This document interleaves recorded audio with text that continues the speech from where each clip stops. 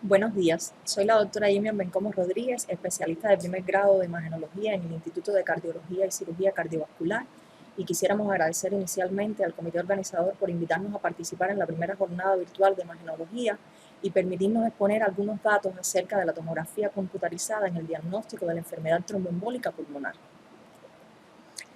El tromboembolismo pulmonar se define como la interrupción completa o incompleta de la corriente sanguínea arterial pulmonar por obstáculos circulatorios que conlleva alteraciones pulmonares y hemodinámicamente principales con riesgo elevado de muerte.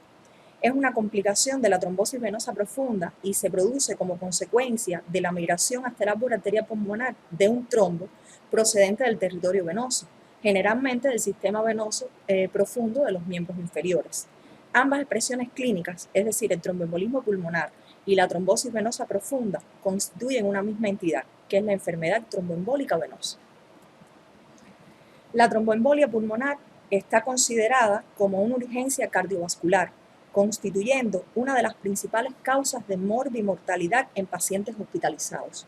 La epidemiología de esta es difícil de determinar debido a que en muchos casos los pacientes permanecen asintomáticos. Se estima que la incidencia de la enfermedad a nivel mundial es de 100 a 200 casos por cada 100.000 habitantes. También es causante de 317.000 muertes anuales en la Unión Europea y el 59% de las muertes relacionadas con la entidad se hace en el diagnóstico postmortem. La mortalidad del TEP es de un 8 a un 15% en pacientes hemodinámicamente estables, pero sube entre un 50 y un 58% en pacientes inestables. Existen datos de algunos países en donde definitivamente el factor de riesgo más importante para la embolia pulmonar es la presencia de la trombosis venosa profunda y cuyo riesgo es mayor mientras más proximal sea la obstrucción de los vasos de los miembros pélvicos. En Cuba, también constituye una causa importante directa de muerte. Se sitúa entre las 10 primeras principales causas de muerte, por lo que la prevención es sin duda uno de los pilares fundamentales en la conducta frente a esta terrible enfermedad. Desde el punto de vista fisiopatológico, se caracteriza por la llamada triada de Virchow, que no es más que el inicio del proceso protrombótico que comprende inflamación, hipercoagulabilidad y daño endotelial. Culmina en el reclutamiento de plaquetas activadas que liberan micropartículas y estas últimas contienen mediadores proinflamatorios que se unen a neutrófilos y los estimulan para que liberen su material nuclear. Se forman entonces trombos venosos y se multiplican en torno de éxtasis, baja presión de oxígeno y mayor cantidad de genes proinflamatorios. En el tromboembolismo agudo se afectan tanto la circulación como el intercambio de gases, y el grado de afectación va a depender entonces del tamaño de los vasos ocluidos, el tamaño del émbolo y el tipo de material embólico. ¿Qué factores de riesgo pueden provocar dicha enfermedad? Bueno, se caracterizan en factores de riesgo débiles, moderados y fuertes. Dentro de los débiles tenemos fundamentalmente el reposo en cama de más de 3 días, la presencia de la diabetes mellitus, la hipertensión, la edad en aumento, la inmovilidad por estar sentado, la obesidad, la gestación, la presencia de venas varicosas. Dentro de los factores moderados tenemos las cirugías previas, las enfermedades autoinmunitarias, otras como las transfusiones, la quimioterapia, patologías como la insuficiencia cardíaca congestiva, las terapias de reemplazo hormonal, las fertilizaciones in vitro, la presencia de la administración de anticonceptivos orales, los periodos pospartos, la presencia no de trombosis venosa superficial, trombofilia o agentes estimulantes de la eritropoyetina. Y dentro de los fuertes, sobre todo la fractura, las hospitalizaciones sostenidas por insuficiencia cardíaca o fibrilación auricular y los reemplazos, es decir, las cirugías ortopédicas, sobre todo los reemplazos de cadera y de rodilla. También los traumatismos importantes, los infartos agudos del miocardio en los 3 meses previos, la tromboembolia venosa previa, sobre todo profunda, y la lesión de médula espinal. Ahora, existen varios criterios de clasificación. Según su tiempo de evolución, se clasifican en agudo, subagudo y crónico. Agudo son todos aquellos que van a desarrollar síntomas y signos inmediatamente después de la obstrucción de los vasos pulmonares. Los subagudos desarrollan síntomas y signos dentro de los días o semanas posteriores al evento inicial. Y los crónicos desarrollan síntomas lentamente de hipertensión pulmonar durante muchos años. Estos casi siempre son por un hallazgo de algún otro tipo de estudio donde encontramos los síntomas. Según los criterios hemodinámicos, se clasifican en estables e inestables. Los TEC hemodinámicamente estables también son los denominados embolias pulmonares submasivas o de riesgo intermedio. Y los inestables, también denominados masivos o embolia pulmonar de alto riesgo.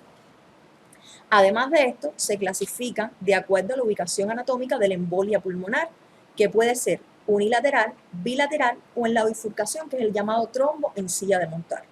Ahora, ¿qué es el coágulo en tránsito? Bueno, pues el coágulo en tránsito también a través del corazón a menudo se clasifica como una forma de embolia pulmonar, a pesar de que el trombo aún no se ha alojado en la arteria pulmonar. Se asocia con una alta mortalidad hasta de un 40%. La mayoría de los émbolos pulmonares se alejan distalmente en las ramas principales lobales, segmentarias o subsegmentarias de la arteria pulmonar. Los trombos más pequeños que se localizan en las ramas segmentarias o subsegmentarias son los más propensos a causar el infarto pulmonar, sobre todo en los segmentos basales y más distales y posteriores. Dentro de los signos y síntomas del tromboembolismo pulmonar, los mismos nos permiten establecer una sospecha clínica, pero como son comunes a otras enfermedades, su especificidad es escasa. Además, hasta en 40-50% de los casos de tromboembolismo pulmonar es asintomático y sus manifestaciones clínicas tienen poca sensibilidad. Según estudios de autopsia, en la mayoría de las muertes por esta patología, no se sospechaba antes del fallecimiento, lo que indica que se esté infradiagnosticando. De ahí la importancia de sospecharlo y llegar a un diagnóstico certero y a tiempo del mismo. La presentación clínica puede ser muy variable y puede presentarse desde el shock o la hipotensión sostenida hasta incluso una disnea leve. Puede incluso ser asintomático y diagnosticarse mediante pruebas de imagen realizadas para otros fines. Por lo tanto, las manifestaciones clínicas son totalmente inespecíficas. Valoradas adecuadamente en su contexto, las mismas facilitan el diagnóstico y la intensidad de las manifestaciones clínicas depende del grado de oclusión del lecho vascular y de la reserva cardiorrespiratoria del paciente.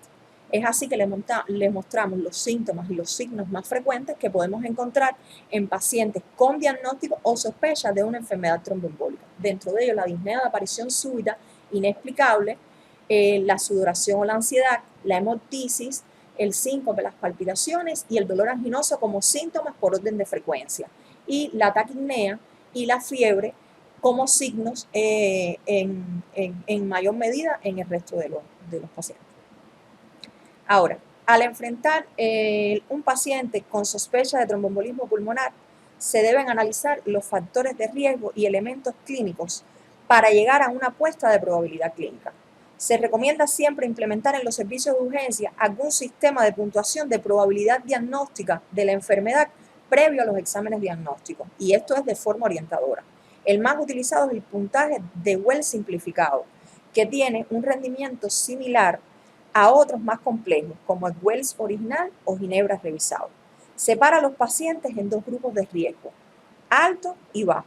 Al igual que en la trombosis venosa profunda, si la probabilidad clínica es baja para el tromboembolismo pulmonar y el dímero D es normal, no se requiere más estudio ni tratamiento, ya que tiene un alto valor predictivo negativo de un 99%. Cuando nos centramos en el diagnóstico, no existe ninguna prueba aislada que nos ayude a confirmar o descartar el tromboembolismo pulmonar. Es por ello que su diagnóstico se basa en varios pilares, como la sospecha clínica, los datos analíticos y las pruebas de imagen. La elevada incidencia del tromboembolismo pulmonar en la población en general, unido a su gravedad y a las dificultades para diagnosticarla, hace necesario el diseño de una estrategia para la exclusión o confirmación del mismo. No existe un algoritmo ideal aplicable a todos los centros. El rendimiento y la disponibilidad local de las pruebas diagnósticas son determinantes para la elección. Los exámenes imagenológicos son un pilar fundamental para confirmar o descartar la tromboembolia pulmonar. Entre todos los que se dispone sobresale la angiotomografía de tórax, la cual, sumada a la ecografía Doppler en los últimos años, están generalizadas como prueba de elección. El orden en que se realiza cada una, junto al dímero D y la probabilidad clínica, es motivo de estudio y controversia aún en tiempos actuales. Existen otros métodos menos sensibles y menos específicos que podrían generar alguna sospecha en caso de ser realizados, pero no deben ser utilizados como exámenes de rutina cuando se sospecha tromboembolismo en los pacientes.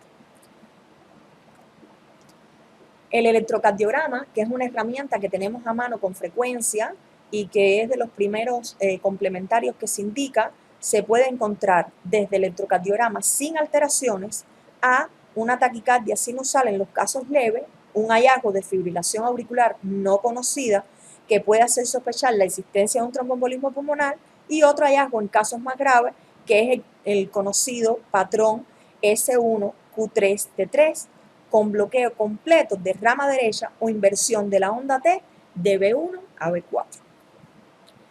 En ocasiones tenemos la posibilidad además de indicar la troponina, y la elevación de la troponina no es más que un marcador de sobrecarga del ventrículo derecho, que se traduce como el cor pulmonar agudo, que llega a provocar microinfartos.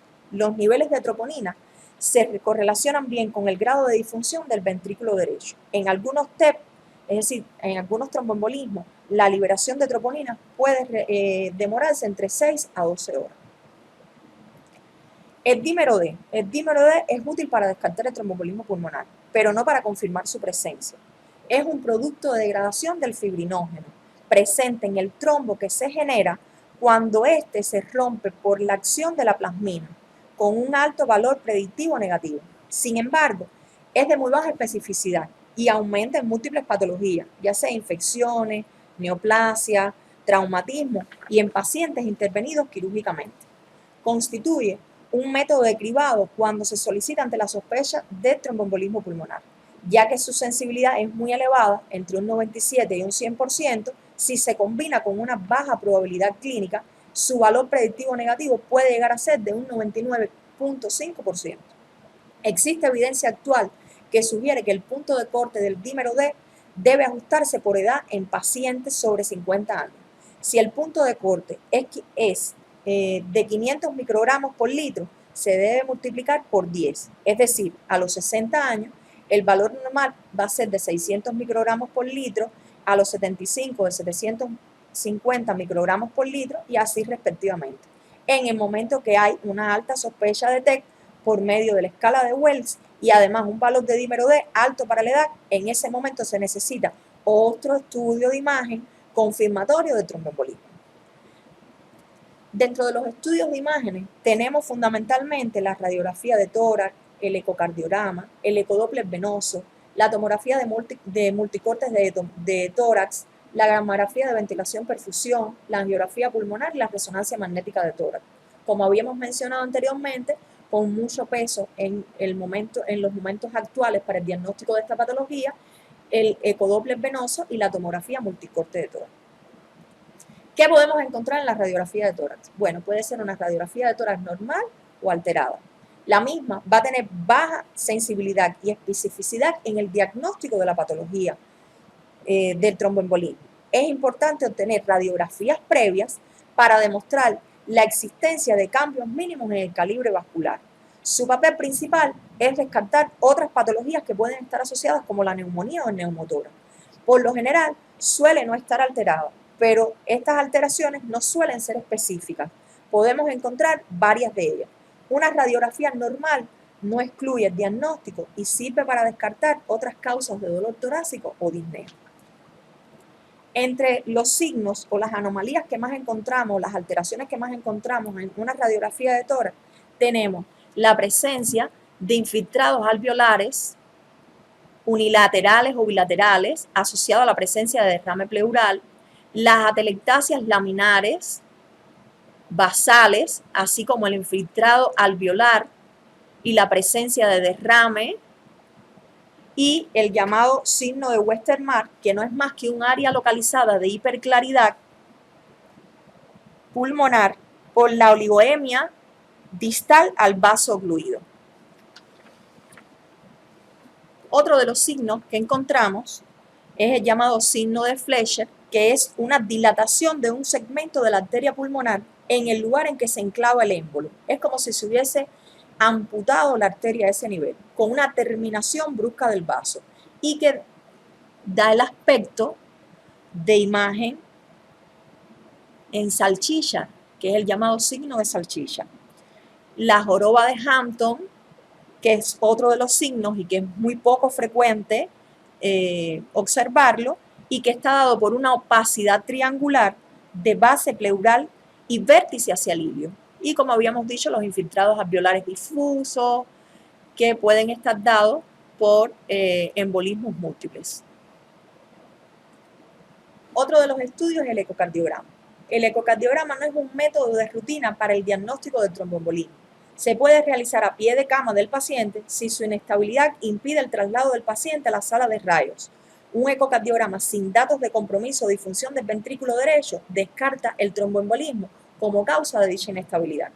El signo indirecto más conocido del tromboembolismo pulmonar en la ecocardiografía transtorácica es el signo de McConnell, que está dado por una hipocinesia de la pared libre del ventrículo derecho con movimiento normal o hipercinético del vértice del ventrículo derecho. También podemos encontrar otros signos como la disfunción ventricular derecha, que está dada por dilatación del ventrículo derecho e hipoquinesia, regurgitación tricuspidia, movimiento paradójico del tabique y, por último, la falla del ventrículo derecho. Este constituye un signo de mal pronóstico.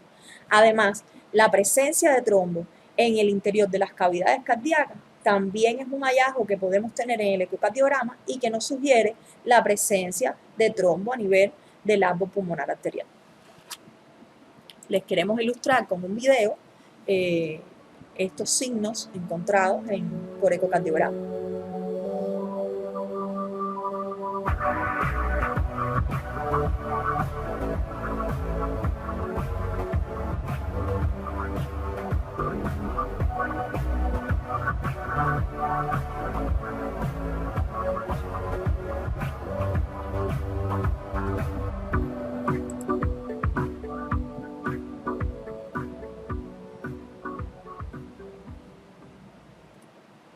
La tomografía axial computarizada. La tomografía axial computarizada, el pilar de oro en el diagnóstico de la tomografía en estos momentos. La tomografía de tórax con material de contraste o angiotomografía se ha convertido actualmente en el estándar de oro para el diagnóstico de esta patología, gracias a su capacidad diagnóstica, su disponibilidad y por su elevada sensibilidad y especificidad, entre un 96 y un 100% y un 97 y 98% respectivamente. Genera todas las imágenes de tórax con cortes menores, es decir, con una resolución menor de 1 milímetro durante un lapso breve de apnea. Es posible visualizar ramas de sexto orden con una resolución espacial mejor que la de la angiografía corriente. Para el estudio de la enfermedad tromboembólica pulmonar se debe incluir una fase simple de tórax más una fase contrastada con fines comparativos. La TAC contrastada se debe adquirir en una fase arterial pura con administración de 1.5 a 12 C de medio de contraste por kilogramos de peso del paciente. Utilizaremos protocolos de inyección de contraste monofásico con un caudal de 4 a 5 ml por segundo. En la angioTAC de tórax se recomienda además utilizar varios programas de rastreo para monitorizar una correcta inyección, como son el bolus tracking o el test bolus.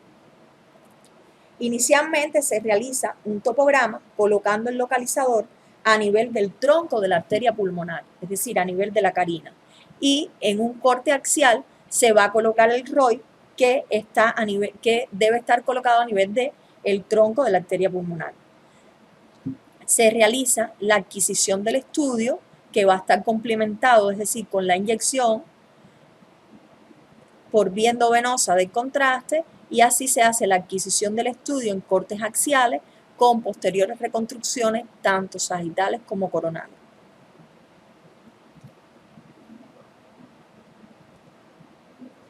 Podemos encontrar entonces, una vez realizado el estudio, vamos a buscar si hay alteraciones o no que justifiquen la presencia del cuadro clínico o que nos hagan sospechar o que nos confirmen la sospecha que teníamos de la posible patología. Dentro de ellos tenemos signos tomográficos directos e indirectos de tromboembolismo pulmonar agudo o podemos encontrar signos crónicos de tromboembolismo pulmonar en dependencia de lo que se esté estudiando. Dentro de los signos directos, vamos a encontrar la obstrucción total del vaso con o sin aumento del calibre, así como el crecimiento de las cavidades derechas. Otro de los signos directos que podemos encontrar es la oclusión parcial de la luz, donde el trombo está rodeado por contraste, que es el llamado signo de Polo-Min o signo en anillo, que en una reconstrucción coronal, en un plano longitudinal, esta misma imagen va a tomar el aspecto alargado, dando característica al signo del raíl de tranvía, que es como se llama. También podemos observar el llamado signo en silla de montar, que es cuando el trombo se extiende desde una arteria pulmonar a otra. Y la formación de un ángulo agudo ocasionado por los bordes del trombo que se encuentra en contacto con la pared del vaso sanguíneo.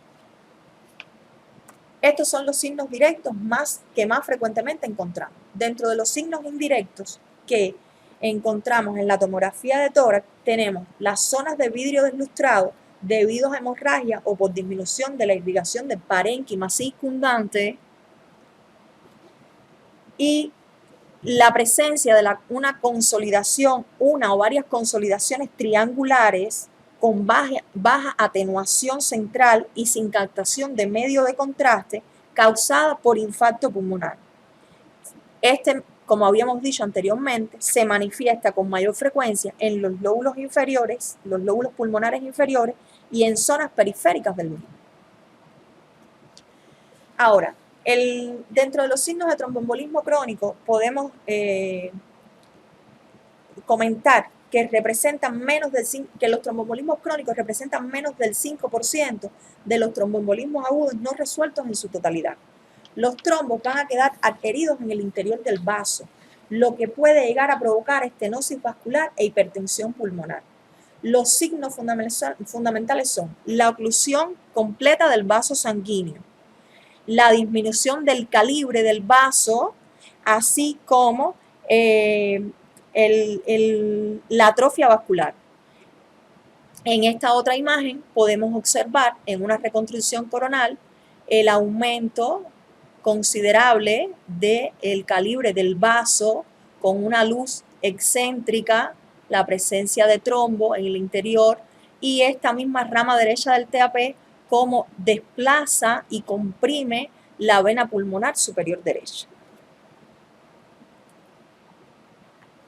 Existen otros signos en el tromboembolismo crónico, signos tomográficos del tromboembolismo crónico, como son el defecto de represión periférico, que en contacto con la pared vascular forman un ángulo obtuso, y, como habíamos dicho, el aumento discreto del calibre del tronco de la pulmonar y el defecto de llenado lineal anclado a la pared de una rama arterial en ambos extremos.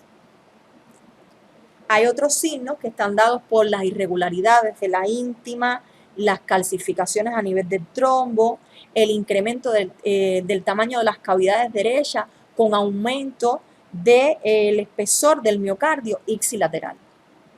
También áreas de menor atenuación por una irrigación limitada en comparación con otras de mayor densidad por una adecuada perfusión, que visualmente lo vamos a ver como zonas, la alternancia de zonas hipodensas e hiperdensas respectivamente.